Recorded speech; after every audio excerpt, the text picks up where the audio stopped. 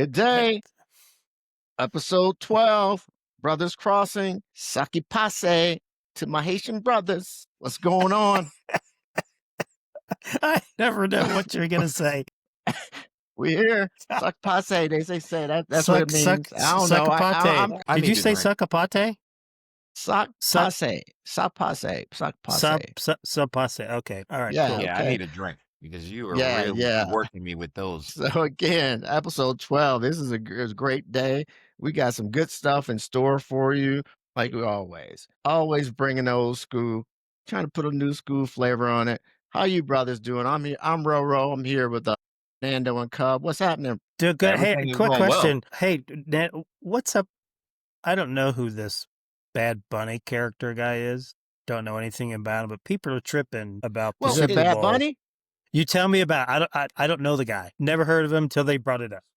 Well, it comes up to when you look at the Super Bowl, our generation was spoiled. When we got started, we were seeing Michael Jackson, Whitney Houston. We were seeing Prince. Aerosmith. Will Smith, Justin Timberlake, outside the Justin Timberlake Janet thing. But we were seeing good quality music. And then it went to old school rockers. And then it came back to now we're doing all hip hop. So everybody is kind of tired of seeing hip hop in the Super Bowl for the halftime. So they're like, okay, can we come back to the middle?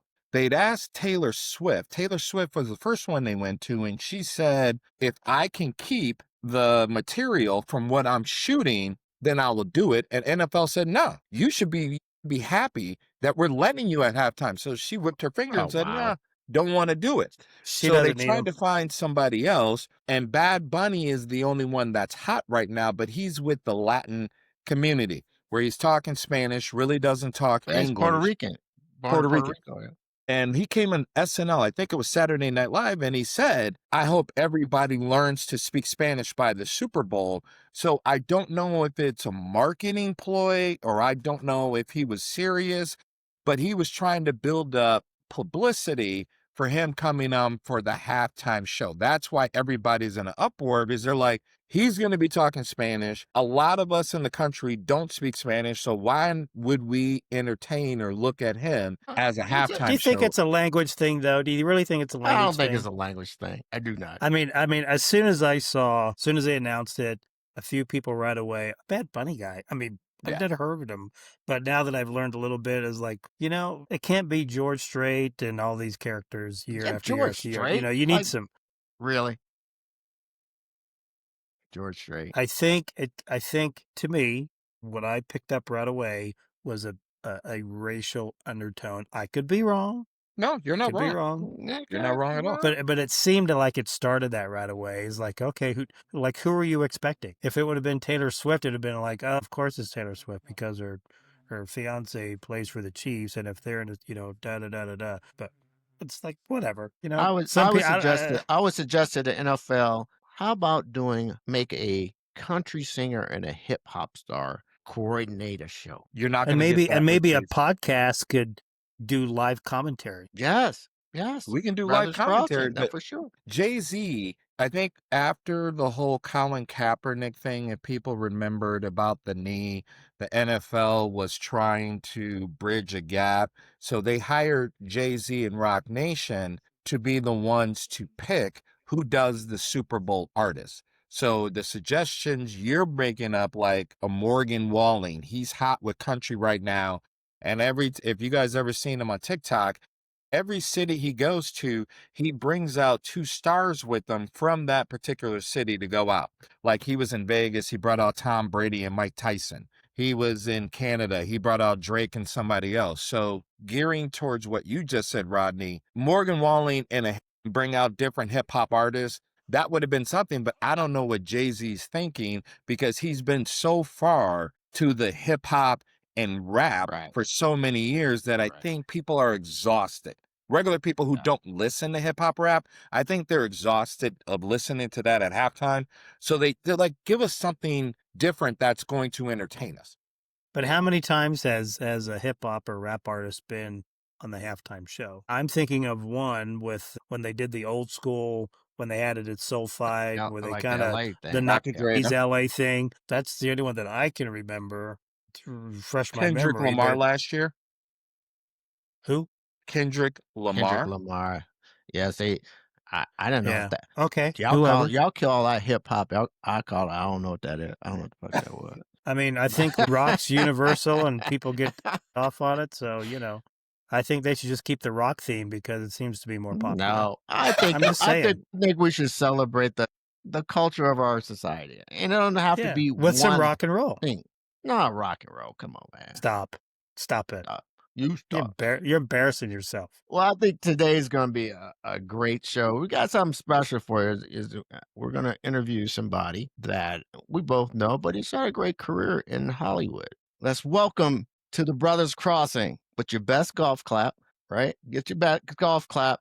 We've got actor, DJ. We got play-by-play commentator, supervisor and producer of the Netflix series, and a senior manager at Michelin Raceway in Atlanta. Good friend of mine, good friend of the podcast. His mama call him Bradley, but I'm going to call him Brad. This is Brad Weber. Welcome, Brad. Welcome to the show. Man, thank you, Rodney. Welcome, sir. Thank you. Welcome. Thank you. Pleasure Yeah, getting what's to be going here. Good to on, be man? here. It's been a while since we been in each other's presence, but what's happening now? Where you at? What's going on with you? I think, Rodney, the last time I saw you, and unfortunately, I don't think we connected with Fernando in Los Angeles, but I had a little break in Car Masters Rush to Riches that I was executive producing and came through wherever you were staying. I don't even know where that was, if it was We're down Irwindale in or LA, somewhere, and had a chance to see you and Ray. And Oh, that was at Tony's house. I was there. Tony, that's right, in Were you Tony? Pasadena in there. Was it That's right. Pasadena? And that's how long ago it is. Not Pasadena. It was Riverside, Rancho Cucamonga. There Thank it you. is. Rancho Yeah. Cucamonga. Yeah, it's been a while. I used to dunk on Brad on Nerf hoops back in the day at his house. Yep. In my kitchen. In between That's Mom right. making pot roast. Yes. Hey, throw a few more potatoes in there, Mom. Don't worry about Rodney. He's going to dunk Yeah, on me that's right right. now. Yeah. A couple We carrots and wrecking onions. stuff. We wrecking doors. But well, it's Yeah. fun. I tried to set up a basketball sequence, anything I could where I could beat Rodney, and it never worked out. He Right. owned me. He owned me. He Yeah. was just an all-star baseball, football dude. So, Yeah.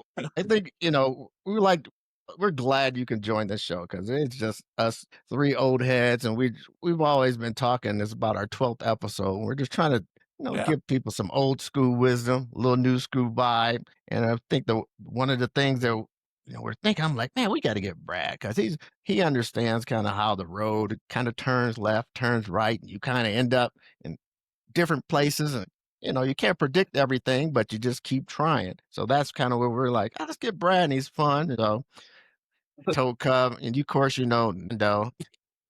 I think Fernando's one of the only ones that was the king of the class or the homecoming king in all the levels. Yes, Freshman, yes. sophomore, senior, and juniors. Just a note, was he involved in the school drinking that you two were doing? No, he was No, not. Brad was okay. not. He was All not. right, Brad was not.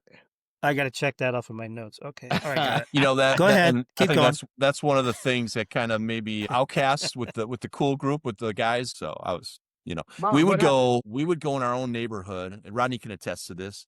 And we would toilet paper, and I'd always want to be the lookout just so in case we got caught. That's right. I was terrible, so bad. He was. He's hiding under cars, but he was a lookout. The cops are coming.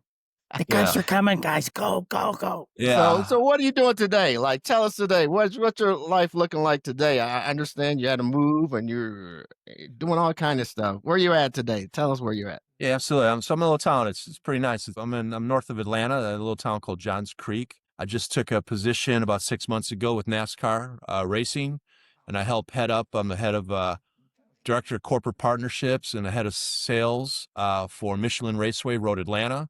If I look a little tired and if I seem a little tired or my words are slow, it's just because we had our biggest race event of the year, the Motul Petit Le Mans. It's a playoff of 24 Hours of Le Mans, and it's tied in with the IMSA series. In the history of IMSA racing, which is owned by NASCAR, with some of the top drivers in the world, drivers from Formula One, Indy, Open Wheel, they all come and racing this 10-hour endurance race. And that just happened on Saturday. I haven't had a day off in 2 weeks. Oh, wow. And we crowned a champion. And we sold out the event. So the first time in the history of IMSA that one of their race events had been sold out. And All right. it was All right. That's incredible. It was good. incredible. It went, weather was beautiful. It was about 74 and sunny, and we had a great event. So that's all, a few days ago. And Yeah. here I am. Before coming out here, I was living in California, guys, for the last 30 years. And I was the executive producer for Netflix's very first car show, original series, Car Masters Rest to Riches.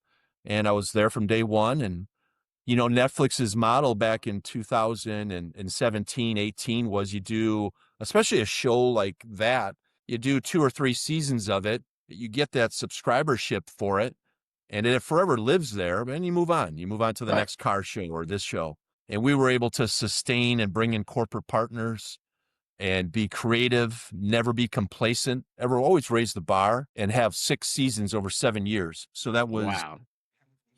we were the first show for Netflix to be back in the field after COVID hit, because we were in a small town outside of San Diego called Temecula. Yep. And we're in the field. Just a quick question: have either of you two seen the show, Ro, Nando? I saw one show.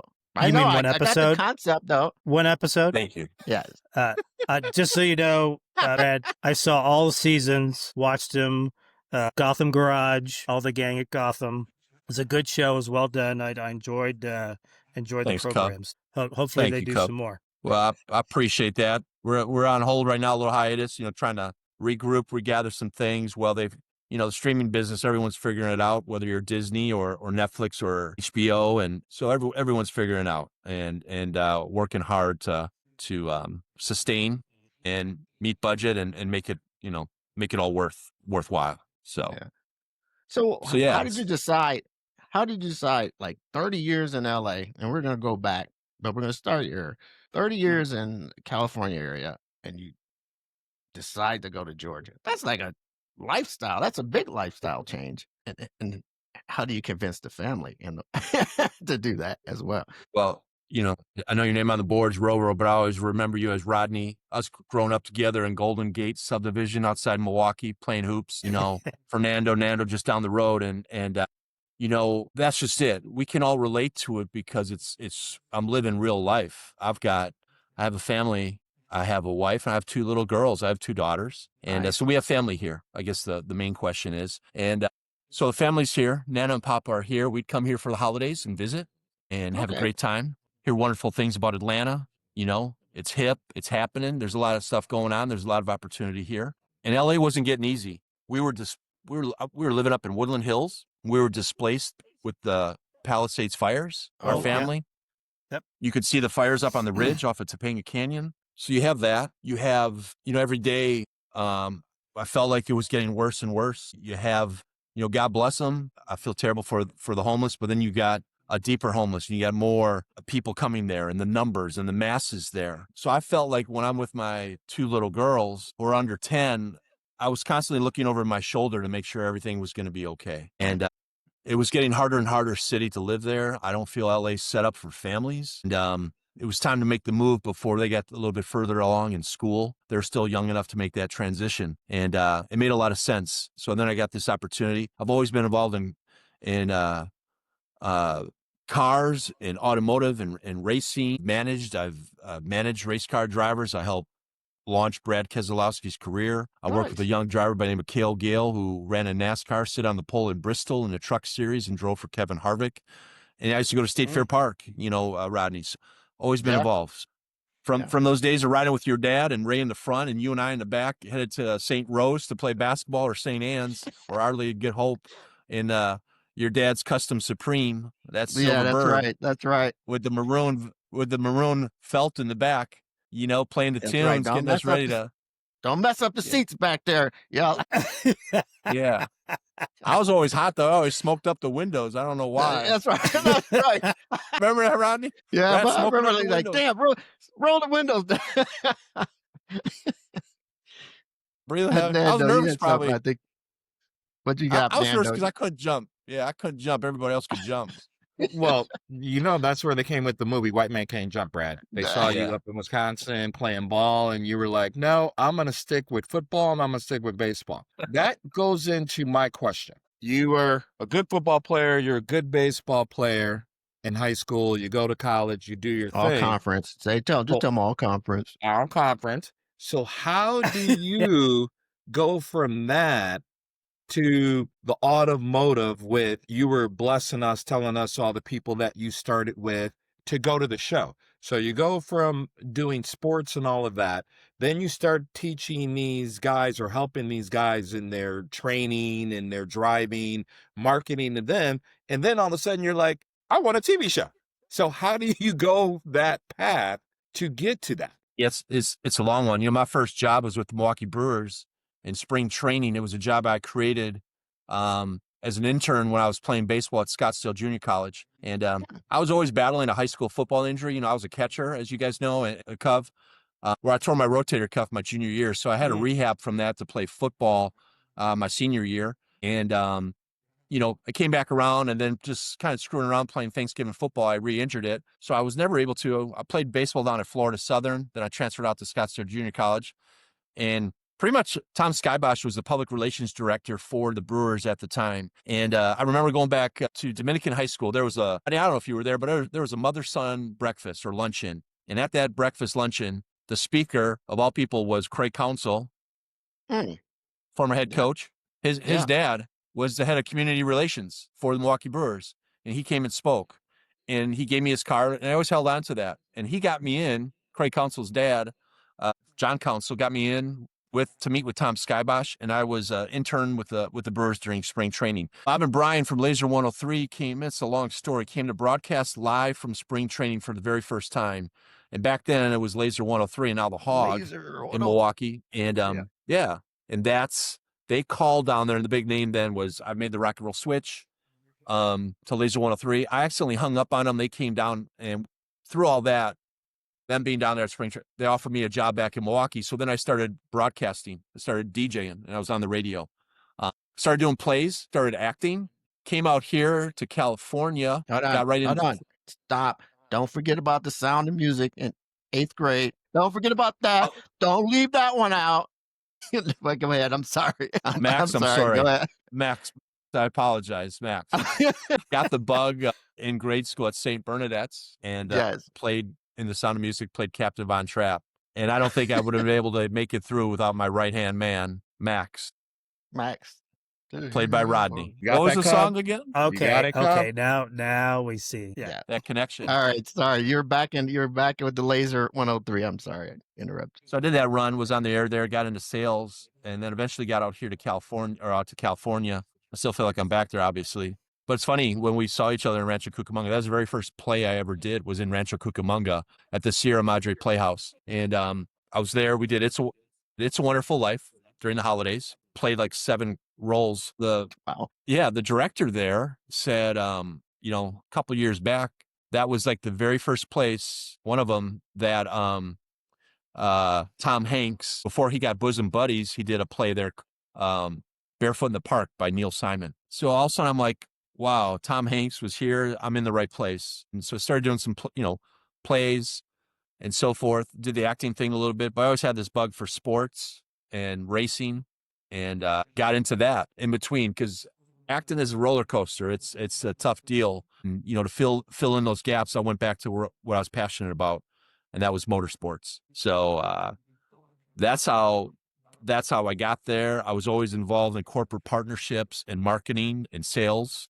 When I got the position with Mac Pictures, a friend of mine ran that, and they headed up the show Car Masters Rust to Riches, and that was a 7-year run. So I've always dabbled around my passions and things I like to do. And life is short, right? So you go after what you want to do, and that's what I've done. In a lot of ways, I feel like I should be 90 with the things I've done. It's different times now when you have a family. I've got 2 little girls, so and Jennifer, and so it's you can't just I'm not just thinking about me, and of course. So just a quick question on the Rust to Riches for Netflix. How much of that?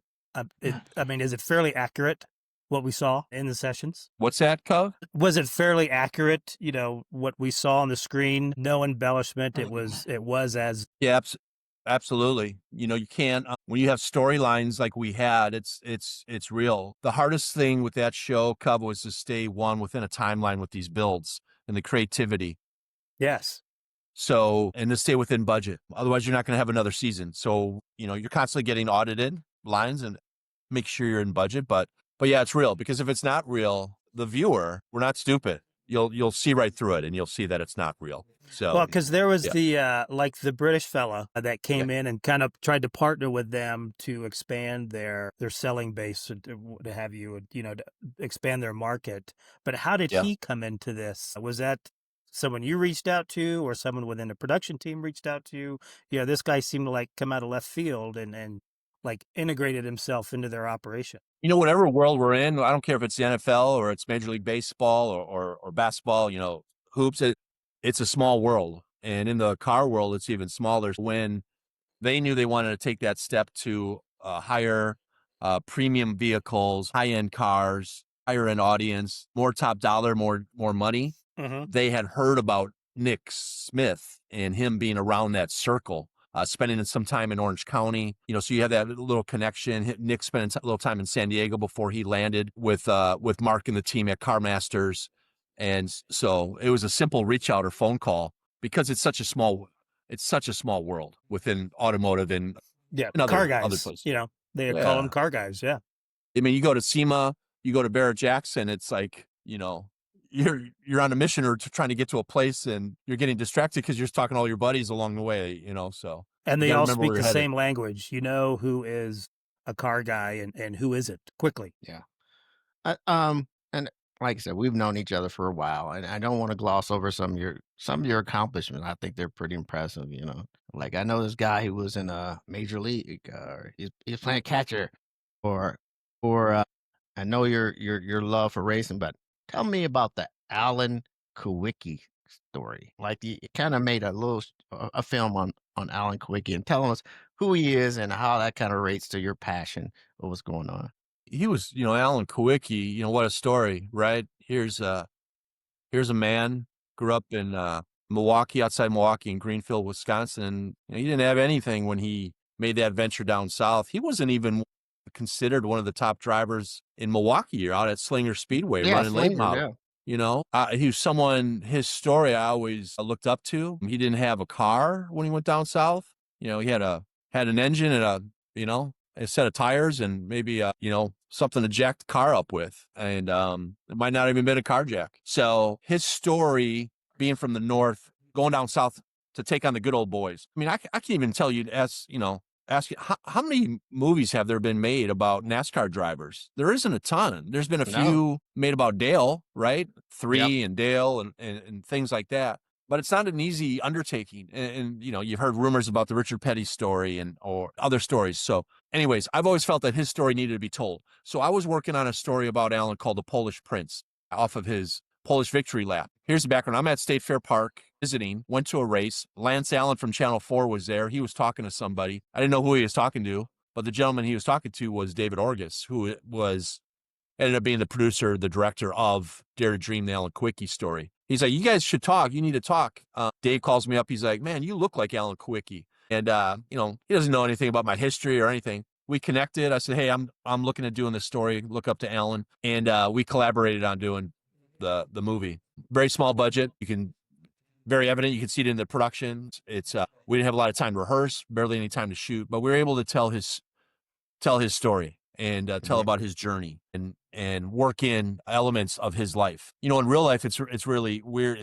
Is laid to rest. And guys, she's I'd say about 50 yards away from my grandmother on the south side. Wow. At St. Adelbert's, you know, and I was at grandma's funeral back in the day when I was a little man. So here you know, it's just so weird and odd and these like little things that they're in the same plot area, if you will. But I always felt there was a story that needed to be told. I was able to do some driving.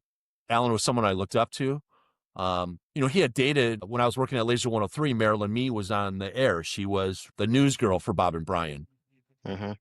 So they had dated when she was Miss Slinger. Got to know about Alan a little bit more. And we made it happen. I was living out in California at the time, and so I'd come back to film and shoot over the course of a year. So I thought it was a great story, and it should be told about the South. And I got to meet a lot of guys along the way. And from Humpy Wheeler, who used to run Charlotte Motor Speedway, who unfortunately we just passed, to the Wood Brothers and Wood Brothers Racing, to the guys on his team. So it was a story that needed to be told, and it's forever living, and you can still get it. So Yeah, sorry where for can you that find long. that? Where can you find that movie? Is it somewhere available on a streaming network or something? Yeah, absolutely. I don't know if it's on a streaming service right now, Rodney, but you can get it on eBay. I know they're available. The discs are available on eBay right now. I'll see them, Okay. pop up, and you can find them there. So Okay. Cool. yep. Yeah. So that's how that. Cub thinks he's a race car driver. We went to for his 50th birthday. We were doing the inside Al Unser Speedway thing. He ran me off the road about 3 times. Have you ever seen anyone like, we're like mini Formula Ones. Imagine this, if you will. And, you got all these turns, and you got someone using hand signals like, slow down. You got to let people know where you're going. Go right? around me. Somebody forgot that it's a race. You're not racing to be last. You're racing to be first. And, he was looking both ways, and he, thought he had turn signals and stuff, but it was embarrassing. Totally. Yep. I'll share with you a funny story. I was at Laser, and Rodney made reference to Major League, and David Ward was the director. They were filming in Milwaukee, and Bob and Brian, the morning team, pushed me. I was their sports guy, reporter, what have you. Pushed me to audition for it and go out for catcher. And on the day I went down to the Astor Hotel, I had I swear, I had 104 fever. I was so sick, but I dressed, I put my baseball gear on, put the eye black on, looked the role. I think outside in the plant area, I put some dirt on me, be like a catcher, like Carlton Fisk, or, you're like, what? I came walking in there like, damn, you look like a catcher. I'm like, well, aren't I supposed to? So, on the day of filming, I'm not sick anymore. It's down the road. And the director, David Ward, came up to me, and it was about 4:30 in the afternoon. We're at County Stadium, and they're losing their sunlight. And he says, hey, son, he's like, Wesley Snipes has been here since 7 a.m. We're losing our sunlight. And he's like, man, we got to get this in. We got to get this shot in if you can. If we don't, I've got to bring all these people back, and it's going to cost us hundreds of thousands of dollars. And I said, well, I was like, well, how old was I? Probably 19 or 20 at the time. I'm like, well, that's what I'm here for, right? Let's make this look good.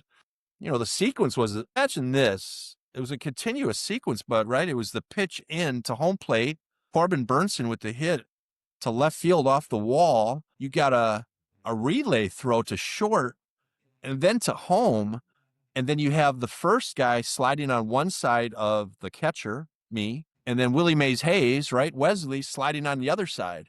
And you have to miss both tags and make it look real. Oh, wow. And print it, right? So we did it in 3 takes only, that sequence. The sun was going down. It was a little dark, and David Ward afterward, like Wesley brushes himself off, slaps my hand, gets dirty. He scored. They're on their way to play the Yankees, right? David Ward comes up to me. He's like, man, great job, son. That was perfect. That was awesome. And he's like, here you go. And he hands me a Zagnut candy bar. I'm like, I just did all that for a candy bar?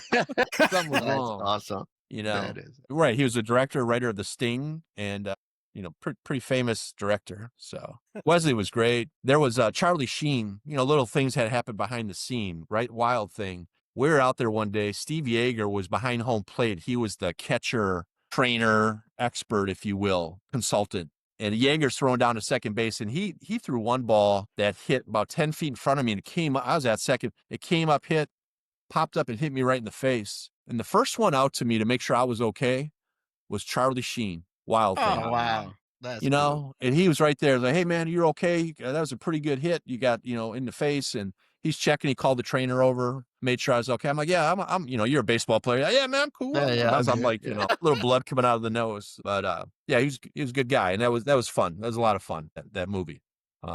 That's lucky to be awesome. part of it. No, Right out. that's a classic. I was watching it this weekend and just sitting there and just remembering the times because there was a girl who was dancing on the dugout that got a quad graphic shirt on. And I don't know how she snuck it in, but all of a sudden you see her sitting there dancing, giving that free. I don't know how she snuck it in and all those Milwaukee references. And it was just a classic it was just a classic to see. You definitely have to watch it again. Hopefully she gets a few free magazines from them for that one.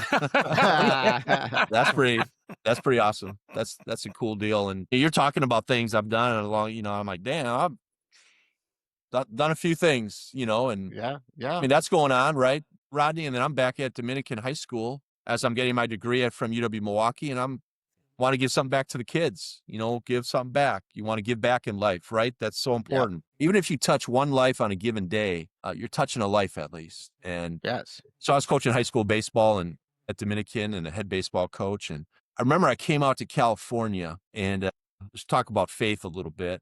And I was doing a mice and men down in Newport Beach. And we had a Sunday matinee, and I went to church before the Sunday matinee. And there was a family in like the second pew looking back. We're in line for communion, turning around and pointing. So I turned around and looked to see what they're pointing at. Who they pointing at? Yeah, right. I was going to kick. I just want to get communion, the body of Christ.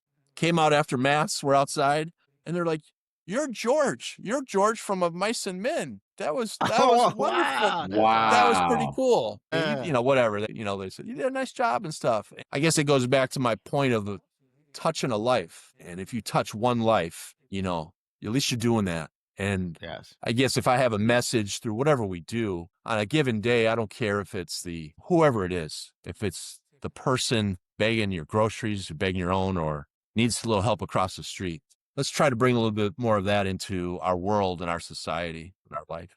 It's a great thing. Amen. Amen on that. Amen You on got to that. preach on that. Yeah.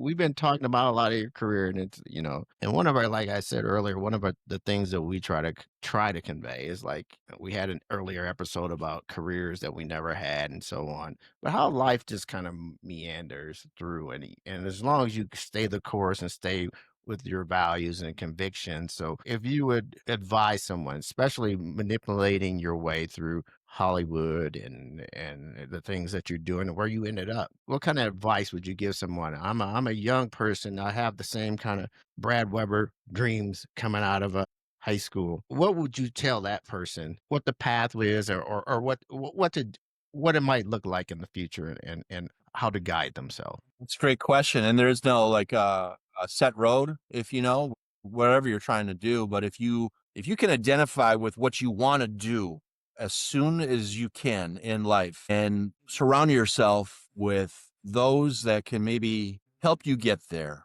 and help you on that path, and help yourself out with definitely through education, getting yourself possibly in at corporations and companies early on, and stay the course and stay away from all the distractions in life. And there are a lot of them.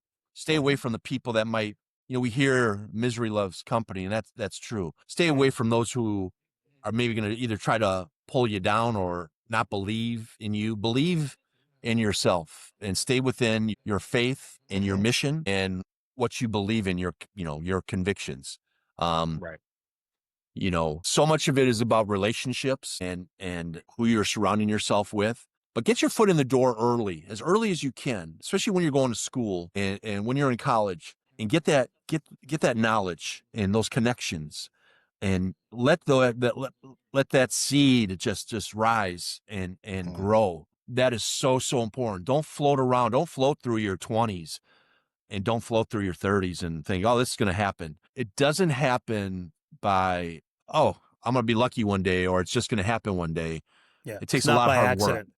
Yep. It's not by accident, right, Cov? It's not. You got to go for it, and you got to be smart. Life is short, man. Life is really, really short, and work hard on it every day, and stay true to yourself. Be smart.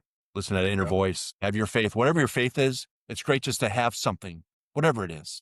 Yeah. If you're raised Catholic, like I was, stay within that faith and that belief that will help get you through a lot of the hard times. Yeah, you have to establish some core convictions, and you have to move on. Yeah, you do, and try to surround yourself and have some mentors, good mentors, and people that might help you, you know, get to those next levels, you know, those ladders. And you know, there's a reason why you have like ladders.com and you have LinkedIn and you have these very Mhm. great social platforms, you know, within the industry because they help you with relationships and getting there. So You've mentioned yeah. relationships. You've mentioned power for the younger people. Like, hey, you got to follow your path, try to stay away from it. Most of us, or the people that listen to this podcast, are more about our age range. And some people weren't as blessed. They may have had kids, they left their dream behind and they didn't get a chance to get to their dream. And now they feel this is my time, this is what I can do.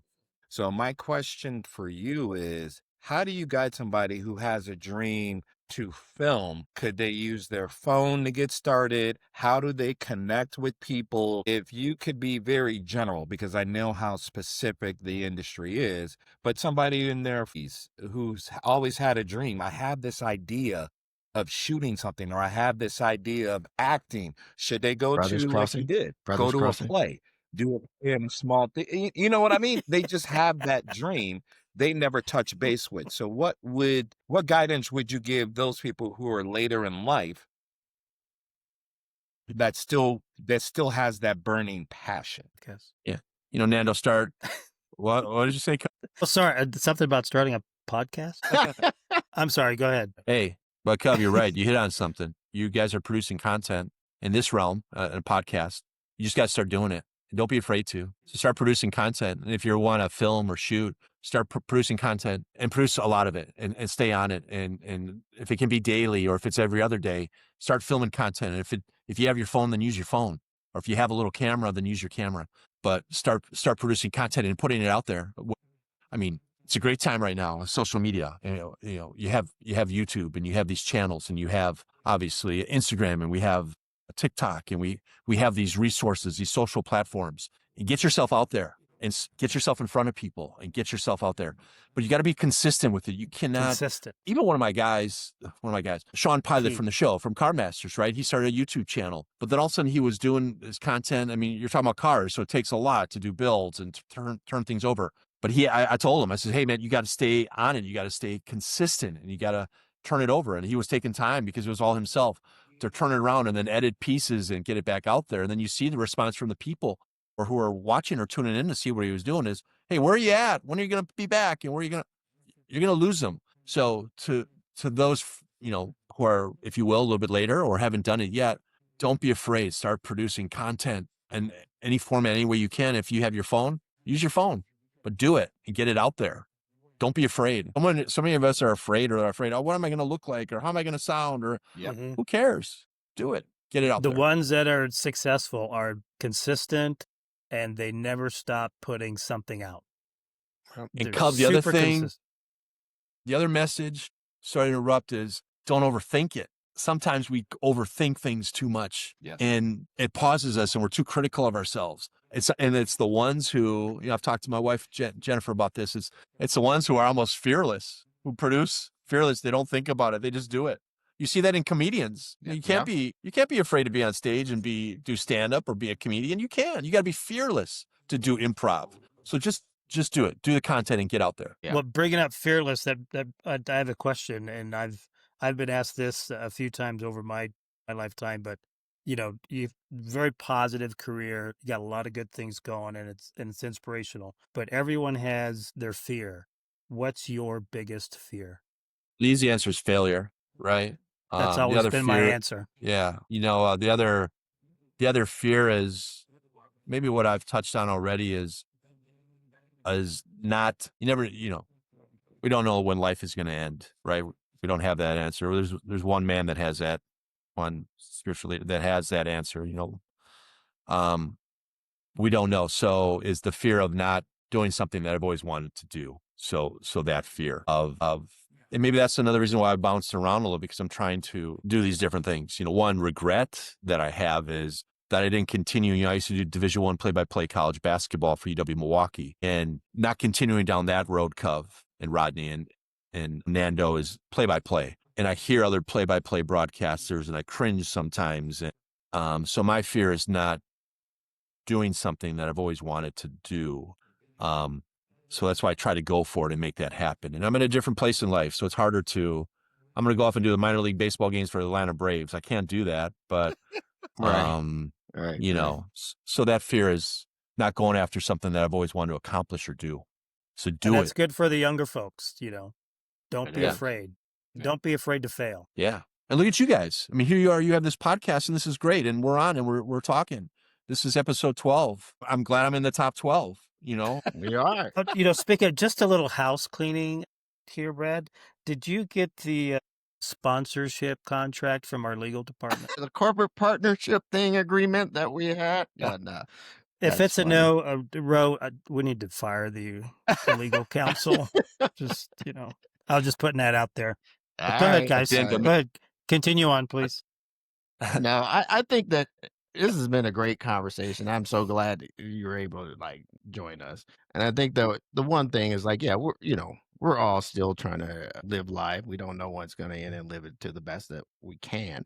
But I think the one thing I would want to, for my conviction to leave this world is to spread my message and all the things I've learned. And I'm glad you are sharing the things with us.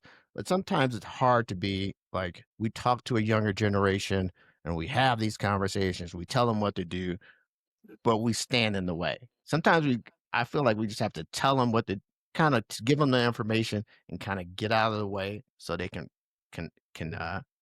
get their own path. And I don't know how you feel about that, but like you said, you've been coaching and doing advising people. How do you deal with sharing information and then kind of letting those people run with it? You know what I mean? We can't control, like you're saying, Rodney, we can't control it. We can't control what choices a lot of people make in life. But it goes back to we can touch one life, you know, or one life a week or whatever it is. At least you're doing that. So we can't control, especially this world that we live in now. It's absolutely, it's madness and it's crazy, unfortunately, and with each turn. So we can't control that. But if we can be a little bit of a mentor and let them know, whoever it is, that we're there for them. It happened this past weekend. There was, not naming any names, but there was a young lady who I met, and I was working with their agency for a major automotive manufacturer. And she came through. She has her degree. She's working for this top agency throughout the globe for an OEM. I said, well, if you don't do this, what do you want to do? Like, what do you want to do? And she says to me, well, I'd love to get into music. I'm like, really? Well, that's a little different than the sound of Engine. an engine and the roar of an engine. And I said to her, I said, well, when you're ready, let me know. Because I know I have some connections. And without naming any names, but one of my former roommates, and he's from Wisconsin and he's from Milwaukee, is one of the, used to be one of Clive Davis's 5 main guys. Oh, wow. And he's the top guy in the business. What is it for me to take her resume or contact and put it in front of him and let them connect and talk? And because I know he's got a tree full of branches and connections, probably more than I do. And I have a lot, not to be vain or anything, but No, we do. I hear you. So there you go. Back to that. If I can touch one life, if you can send a message, ultimately it's up to them. It's in their court. Cub. It's Always. Right. Unless it's here I am balancing life, and I've got 2 little girls, didn't get an early start in life, but that's okay too. They keep me moving. They keep daddy, I won't say young, not after a race weekend. And to protect them, to care for them, to show them about life and to teach them about life, to talk to them as a person, not as a kid, but not to do it too much or to be too overwhelming, and that balance, and to be a blessed father. So it's a balance, and you just pray. And I get down on my knees every day, and I'm next to their bed and pray to the Lord to help guide them, and that they'll be okay, and the guardian angels will take care of them and watch out for them. So it's a balance of life for sure. So, man, I appreciate it. We're going to wrap up. It's been a great conversation. Like I said, I've known you from when you was with the Barnaby Cardinals. I miss Barnaby, by the way. That was good pizza, huh? Oh, my good God. pizza. Great pizza. Barnaby's Cardinals. And then We hooped together with St. Rose, St. Anne's, and Milwaukee, all those crazy schools. Brad trying to undersell himself. He was a hooper. So, and in high school, you did your thing in baseball and football, and now you did, went on to college, and you made yourself who you are. And I'm glad you got to share with us that you followed your road and you explored and you got to meet contacts. And it's a great lessons for everybody. I hope all our listeners, either young or old, can borrow from that. And we hope to have you back again sometime. We'll pontificate on some other subjects, but we're very blessed to have had you on our show. So, any final thoughts, gentlemen? Cov, Nando? Contract. I've just learned that contract will be out. Should go out Still sometime working that tomorrow. corporate sponsorship, aren't you? Yeah. Let me know. So it's been an honor. It's been a pleasure. I didn't know what to expect. And boy, what a blessing it is to be able just to talk to you, hear your voices, and to see you and to do this with you, because you have a special place in my heart. Rodney, you have for many, many years, and your family, your mom and your dad and your sister and Ray, just across the board. We've had many great times in your backyard. I think I even had my first grade school kiss in Rodney's backyard. And then I proceeded to tell Rodney, I think she had a mustache. You didn't say that. I remember the young lady's name, but I won't say it. Don't say it. Don't say it. Still please. relevant today. You go back, we're going down memory lane, and it was just good to be able to play some basketball and not have his dad's boat in our way, so we could shoot some baskets in. That's right. That's awesome. And Cov, what a treat, and what a pleasure to meet you, and I look forward to continuing our relationship here and getting to know you and getting to know you. Yeah, I look forward more. to it. You guys, Spread if you the ever word get for down us. this way, if you ever get into Atlanta, down this way, please don't hesitate. Just reach out and let's hang. Well, I have an expectation to be there in April for there's this. Maybe you've heard there's a little tournament that happens kind of the northeast part of Masters. the Are you talking about the state. Masters again? He's going to the Master. Brad, he's going to the Right. Master. So that's the plan, is to be there in April. So Oh. maybe we'll try and connect if it all works out. Well, I'll take you around the racetrack. 2.54 go. mile Sounds great. road. Yeah, Michelin don't racetrack tell road him land. that. I'll Don't drive. tell him that, Brad. Don't tell him that. He's going to ask you for Surge so he can wear it and promote it. Like, I'm going to the Masters and I'm riding the racetrack. I'm going to the Masters and I'm We'll going on a trade racetrack. Brothers Crossing T-shirts and hats, and I'll take whatever you got. Yeah. Hey, So where do I? same value.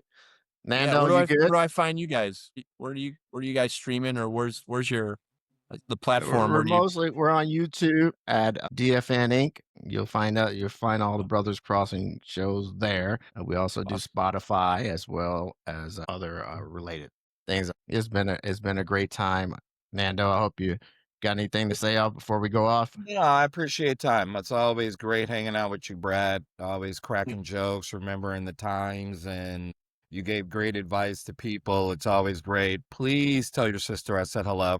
But yeah, it's always great to catch up with you and everything else. And Mom's, a big hug from me. All right. And so we're going to end this. Remember, thank you, Brad, Cov, Nando. Look left, look right. Brothers Crossing. Good night. Thanks, Brad. Keep it real. Love you guys.